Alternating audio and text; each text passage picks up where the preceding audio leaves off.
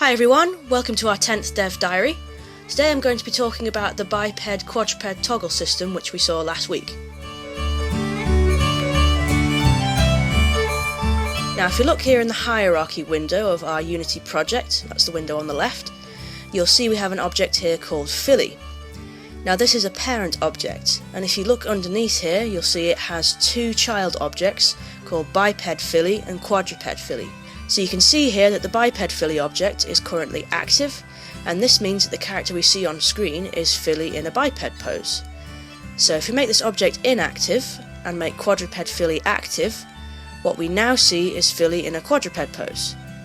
So what you can see here is that we have a separate character mesh for the biped and quadruped poses. And the reasons for this is that the proportions of a bipedal character are usually quite different to a quadrupedal character. So as well as having its own mesh, each of these child objects also has its own animator. So what the code for this character is saying is check whether we're in biped or quadruped pose, find the animator which corresponds to that pose, and play the animator's running animation or jumping animation, or whichever state we happen to be in. So if we take a look at this in action, we can see that as I'm toggling between biped and quadruped, the code is making one child object inactive and the other active. So that's a more in-depth look at how our biped quadruped toggle works. So thank you very much for watching and see you next week.